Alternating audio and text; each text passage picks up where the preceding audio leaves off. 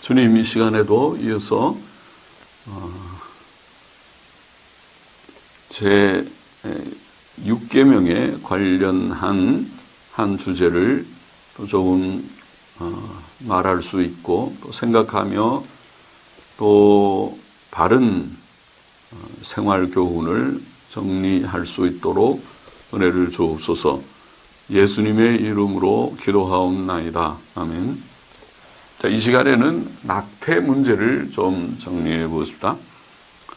낙태 혹은 인공 임신 중절 수술이라고 하죠. 자, 이 낙태는 오늘날 성적 문란과 더불어 행해지는 매우 심각한 사회의 악입니다. 낙태로 죽어가는 어린 생명은 셀 수 없이 많습니다. 1990년에 한 보고서는 전 세계적으로 인공유사는 매년 5,500만 건에 이르고 있다. 1년에 5,500만 건. 이 중 소련이 가장 많아 연간 650만 건이고 미국이 150만 건에 달한다고 말하면서 진짜 놀라운 것은 한국이 150만 건, 1985년 통계인데 150만 건에 달하고 있어 인구 비례로 따지면 세계 최고라고 말했습니다. 특히 우리나라의 통계는 1960년도에 10만 건에 비해 25년 만에 15배나 급속하게 증가한 것이라고 합니다. 1995년에 한 보도에 의하면 우리나라에서 한 아기가 태어날 때 약 2.5명의 태아가 낙태로 죽어간다고 합니다. 한 해에 60만 명이 태어나고 150만 명이 낙태당합니다. 이것은 세계 제2위의 낙태율이라고 합니다. 한 해에 150만 건, 그러면 하루에 4,000건, 20초당 1건입니다. 20초당 한 건씩 낙태가 이루어진다. 기혼 여성의 59.3%와 18세 이상 여성의 38.8%가 낙태를 경험하였습니다. 전체 낙태 건수의 30%는 미혼 여성의 경우이고 이들 중 50%는 2회 이상 낙태 경험을 가진 자들이었고 85%는 10대이었습니다. 낙태의 이유로는 태아의 건강 문제는 2.7%에 불과하였고 피임 실패나 원치 않는 임신이 대부분이었습니다. 알란 구트마허 연구소의 1980년 보고서에 의하면 미국의 합법적 낙태 건수 중 79%는 미혼자에 의한 것이고 30%는 청소년에 의한 것이며 심지어 1%는 15세 이하의 경우라고 했습니다. 미국의 남북전쟁에서 사망한 군인들의 수는 약 50만 명, 1차 세계대전에서 미군의 사망자 수는 약 12만 명, 2차 세계대전에서는 약 41만 명, 한국의 6.25 전쟁에서 미군의 사망자 수는 약 5만 명, 베트남 전쟁에서는 약 6만 명이었다고 합니다. 그러나 낙태가 합법화된 1973년부터 1985년까지 미국에서 낙태된 유아들의 수는 약 1,500만 명이라고 하며 또 세계적으로는 연간 5,500만 명이라고 하니 이는 유아 대학살이 아닐 수 없습니다. 낙태는 현대사회의 가장 심각한 죄악입니다.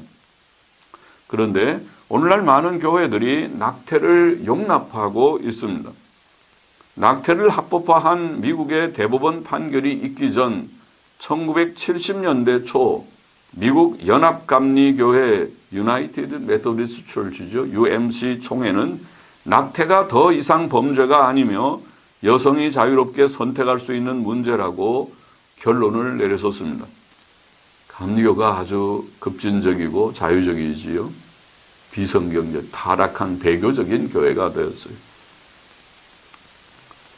1986년 미 합중국 장로교회 PCUSA 총회도 낙태에 관해 281대 266으로 각자의 자유의사에 맡긴다 입장을 재확인했습니다. 장로교도 마찬가지로 배교적입니다. 교리적으로 신학적으로 타락했을 뿐만 아니라 윤리적으로도 타락해서 낙태를 허용했습니다. 미국 연합 그리스도 교회 UCC 교회죠. United Church of Christ라는 교회죠. 공식적으로 낙태를 지지했습니다. UCC는 매우 자유주의적인 교단이죠. 자, 이것이 오늘날 사회의 문제고 교회의 문제입니다. 사회는 세계적으로 연간 5,500만 명이 낙태를 당한다는 통계가 나와 있고 오늘날은 좀 더하지 않을까 싶고 교회들은 낙태를 허용하는 방향으로 나아가니 엉망진창이죠. 사회도 엉망이고 교회도 엉망입니다. 교회가 하나님 앞에 바로 해야 될 터인데 교회가 바로 하지 못하고 사회를 바르게 이끌지 못하고 구원하지 못합니다. 자, 그러나 낙태는 살인입니다. 살인하지 말라는 제6계명을 범하는 죄고 살인죄입니다. 출산 전에 인간 태아는 인간이 엄마의 뱃속에 있을 때, 태 속에 있을 때에 아직 출산 전이라도 그는 인간입니다. 인간으로 간주되어야 합니다. 인간으로 간주되어야 하는 이유, 낙태가 죄인 이유, 여기에 7가지입니까? 한번 열거해 보았습니다. 첫째, 성경에서 태아는 아이라고 불립니다. 아이입니다. 누가복음 1장 41절에 엘리사벳이 마리아의 문안함을 들으며 아이가 브레포스라는 말은 child, 아이입니다. 아이가 복중에서 뛰노는지라. 태 속에 있다고 해서 그것이 아닙니다. 예. 인간이 아닌 어떤 존재가 아니고 아이입니다. 아이는 인간이잖아요. 어른과 아이, 인간 아이 말입니다. 아이입니다. 둘째, 태아를 가리킬 때 성경은 인칭 대명사를 사용합니다. 예레미야 1장 5절에 보면 내가 너를 복중에 짓기 전에 너를 알았고 네가 태에서 나오기 전에 너를 구별하였고 너를 열방의 선지자로 세웠노라. 너.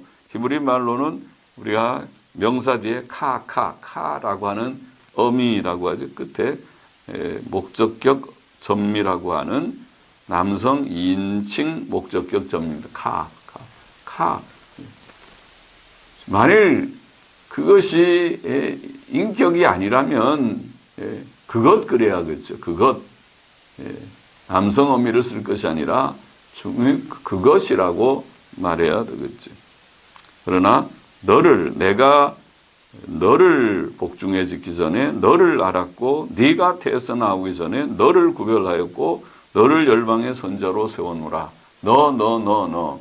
인칭 대명사가 사용되고 셋째로 하나님께서는 사람이 출생하기 전에 그를 택하시고 부르셨습니다. 그래서 아직 태어나기도 전에 태아 상태에서 그를 택하시고 부르셨다. 갈라디아 1장 15절에 그렇게 표현했죠. 내 어머니의 태로부터 나를 택정하시고 은혜로 나를 부르시니라. 그렇게 표현했습니다. 엄마가 나를 잉태했을 때에 그 태 중에서 하나님이 나를 택하시고 나를 부르셨다. 그러니까 그것은 태아도 인간으로 여겨야 된다는 한 증거가 되겠죠. 네 번째, 특히 출애굽기 21장 22절로 25절 이 성경 구절은 낙태가 살인인 것을 잘 증거하는 중요한 요절입니다. 그 말씀을 읽어보면 이렇습니다. 사람이 서로 싸우다가 아이벤 여인을 다쳐 낙태케 하였으나 다른 해가 없으면 그 남편의 천부대로 반드시 벌금을 내되 재판장의 판결을 조차 낼 것이니라. 그러나 다른 해가 있으면 갚되 생명은 생명으로 눈은 눈으로 이는 이로 갚을지니라. 무슨 말인지 우리말 번역이 잘못됐죠. 낙태를 했는데 다른 해가 있고 없고 이미 생명이 죽었는데 무슨 얘기를 하는지 우리말은 그렇게 혼란스럽게 번역되었습니다. 그러나 원문은 옛날 영어 성경이나 또 근래의 NIV 성경을 전 좋아하지 않지만은, 왜냐하면 그것이 의미역을 많이 했기 때문에 의미역, 직역을 하지 않고 문자역을 하지 않고 너무 부드럽게만 해서 자유롭게 성경에 있는 내용들을 조금씩 이게 고치기도 하고 했습니다. 그래서 좋아하지 않지만은 이 경우는 번역을 바르게 했습니다. 옛날 영어 성경은 원어대로 그대로 직역하기를 여기에 낙태케 하였다가 아니라 그 여자의 아이들이 나온다, 그렇게 했어요. 왜 야체후 옐라데하 그 여자의 아이들 복수로 되어 있고, 야체후 야차라고 하는 동사는 그냥 나온다는 말이죠. 나온다. 그 여자의 아이들이 나온다. 그대로 그냥 번역했어요. 그 여자의 아이들이 나온다는 말은 그 아이가 태아가 나온단 말인데, 죽어서 나오면 낙태고 살아서 나오면 조산이지요. 예? 그러니까 일단은 조산 개념이라고 봐야 되겠죠. 이 NIV 성경은 아예 조산이라고 prematurely 일찍 성숙하지 않은 조산 상태로, 태아가 성숙지 않고 조산 상태로 나왔다, 이렇게 번역을 했습니다. 이 경우는 우리가 NASB 성경이 매우 직역 성경임에도 불구하고 여기에서는 우리처럼 유산이라 낙태라고 그렇게 번역을 해서 그것은 잘못된 번역이라고 보입니다. 이 굉장히 권위 있는 성경이라고 알려져 있는 성경이 어떻게 그 경우에 유산이라고 번역을 했는지 모르겠습니다. 자, 낙태라고 우리말에 아이들이 나온다. 그러면은 이제 다시 읽어보면 뭡니까? 사람이 서로 싸우다가 아이벤 여인을 다쳐서 낙태케 하여서, 낙태가 아니라 뭐라고요?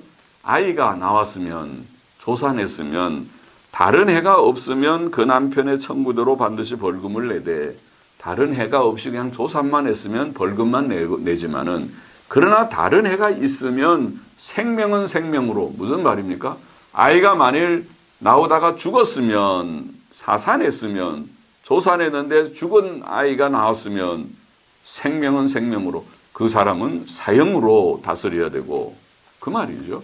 또 눈은 눈으로, 나오다가 눈을 다쳐서 눈이 상하면 눈은 눈으로, 이는 이로, 이가 부러졌으면 이는 이로, 이 말인 것입니다.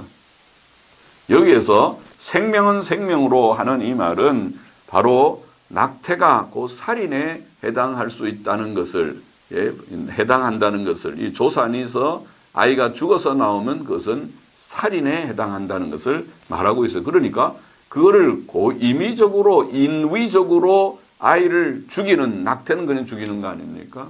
인위적으로 태아에 그런 의료기구를 넣어서 아이를 죽이는 것입니다. 창거등을 찔러 죽이는 것입니다. 죽이고 강제로 그걸 끄집어내서 그것을 난도질해서 폐기 처분하는 것이 낙태의 과정입니다. 얼마나 끔찍한 살인 행위인 것입니까? 그래서 그것은 분명히 살인이라는 인식을 가져야 됩니다. 우리 어른이나 젊은이나 우리 그리스도인들은 분명한 낙태가 죄라고 하는, 살인죄라는 인식을 가져야 됩니다. 다섯째로, 의학적으로도 인간 생명이 임신되는 순간 시작된다는 것이 의학자들의 일반적인 신념입니다. 그래서 사람이 임신되고 몇 년 후에 인간이 되는 것입니까? 태어나야 인간이 됩니까? 아니, 지금 태아 속의 인간이라고 그러는데 그러면 몇 개월부터 인간이라는 것입니까? 그런 시점이 없어요. 임신 순간부터 곧 인간 생명이고, 그것이 놀랍게 신비하게 자라서 성숙해서 출산하게 되는 것이라고 봐야 합니다. 여섯째로, 유전학적으로도 수정란은 정상적 인간의 특징을 가진다고 합니다. 남성의 정자와 여성의 난자는 각각 23개씩 염색체를 가지고 있다고 그렇게 과학자들이 말하죠. 그래서 정자와 난자가 결합돼서 그것이 인간 태아가 되는데, 23개의 염색체가 모여서 임신된 수정란은 46개의 염색체를 가진다고 하죠. 이것이 정상적 성인의 염색체 수입니다. 그래서 모든 우리 사람들은 46개의 염색체를 가지고 있다는 것이죠. 그러니까 지금 임신된 생명은 유전학적으로 볼 때 46개의 염색체를 가진 성인과 같으다. 유전 정보를 오늘날로 말하는 유전 정보가 그대로 다 있는 그런 유전인자들을 다 가지고 있는 그런 생명이다 이 말이지요.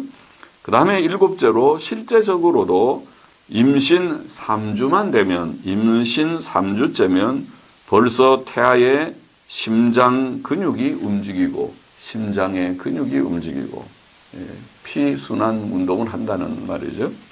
심장이. 그리고 머리, 팔, 다리가 나타나기 시작하고 머리가 생기고 팔과 다리가 나타나고 40일에서 42일이면 40일에서 42일 한 달만 한 달 10일이 좀 넘으면 뇌파가 감지된다고 합니다. 뇌에서 지금 그 생각하는 기능이 생긴다는 거죠. 뭘 느끼고 뭘 생각하는 것이 머릿속에 좀 생기니까 뇌파를 발생합니다. 뇌파가 감지되고 2개월이면 임신 2개월이면 코와 눈과 귀와 발가락이 나타나며 심장이 뛰며 혈액이 흐르고 뼈가 형성되고 모든 육체 기관들이 존재하며 활동한다고 합니다. 임신 2개월에. 임신 2개월이면 아주 임신 초기가 아닙니까? 임신 2개월에 벌써 모든 육체 기관들이 조그만 그런 기관들이 형성이 된다는 것입니다. 임신 3개월이 되면 태아는 곁눈질을 하고 눈으로 옆에 이제 쳐다보고 곁눈질을 하고 주먹을 쥐고 점점 주먹을 쥘 수 있고 혀를 옹알이 하듯이 혀를 움직이고 또 손가락을 빨 수 있고 육체적 고통을 느낄 수 있다고 합니다. 3개월 임신 3개월에 4개월이 되면 몸무게는 6배로 늘어나 6배로 몸무게가 늘어나고 출산 시 몸무게의 약 2분의 1까지 되고 엄마의 목소리를 들을 수 있다. 임신 4개월이면 아가야 그러면은 그 소리를 엄마의 소리를 듣고 아빠의 소리를 들을 수 있는 그러한 이제 상태가 되고 임신 5개월이 되면 피부와 머리털 손톱이 생기고 머리털이 나고 손톱이 생기고 꿈을 꿀 수 있고 공기가 있다면 울 수 있고 자궁 밖에서도 살 수 있다는 것입니다. 임신 5개월 이후가 되면 자궁 밖에서도 인큐베이터 같은 데서 살 수 있는 존재가 된다는 것이죠.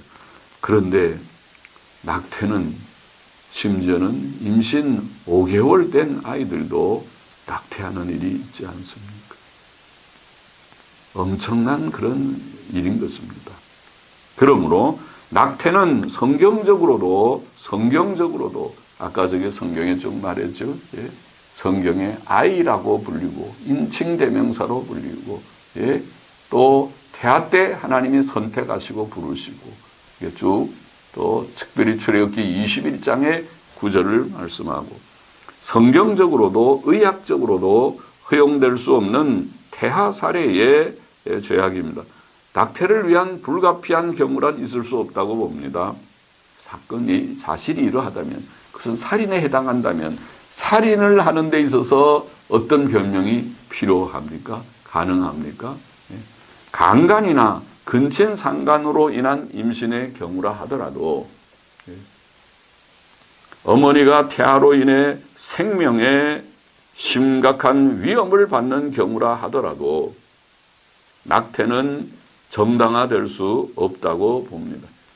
이미 하나님의 섭리 가운데서 시작된 생명, 잉태된 생명을 우리가 임의로 죽일 수 있는 권한이 없습니다. 죽여서는 안 된다. 그것은 하나님의 섭리에 맡겨야 될 것입니다. 시작된 생명을 죽일 수 있는 권한은 어머니에게도 의사에게도 어느 누구에게도 없는 것입니다. 낙태는 곧 살인입니다. 그러므로 성도는 스스로 조심하고 자녀들에게 바른 교훈을 주어야 할 것입니다. 기도하십시다. 하나님 아버지, 낙태의 문제를 좀 정리해 보았습니다. 오늘 이 시대는 심히 태아 학살의 그러한 사회적인 큰 죄악을 범하고 있는 시대입니다. 아버지 하나님, 특별히 우리 믿는 자들, 그리스도인들, 그리스도인 젊은이들, 그리스도인 모든 성인들이 깊이 유념하고 주님, 우리와 우리 자녀들을 잘 교훈하고 이 큰 낙태 살인죄를 범하는 일이 없도록 오 하나님이여 인자를 베푸시고 저희들에게 지혜와 믿음을 주옵소서. 예수님의 이름으로 기도하옵나이다. 아멘. 아멘.